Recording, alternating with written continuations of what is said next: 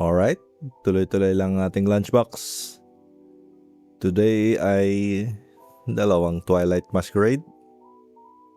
Tingnan natin, hindi pa rin natin nakukuha yung palaka. Baka naman this week, swerte na tayo. Anyway, up na nga pala yung auction tsaka binder sale natin. Check nyo yung page. Meron tayong promos, sets, AR kasi Japanese, tsaka IR kasi English. Meron din tayong SIRs, tsaka madami pang iba. Yung mga binder medyo budget friendly, pero try nyo ding sumali sa auction. Baka naman swertehin kayo. Mga below market naman yun, so kayang-kaya. Anyway, first pack magic. Nagmamadali na naman tayo.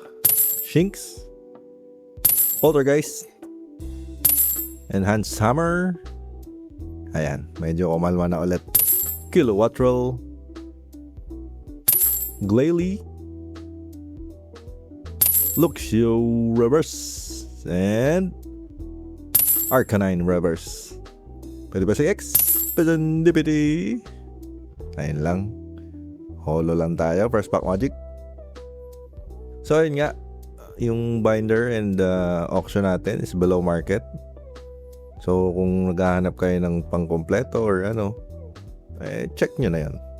Baka may magustuhan kayo na mura, na legit. Diba? Legit. So ayun, last pack magic. Nagmamadali na naman tayo.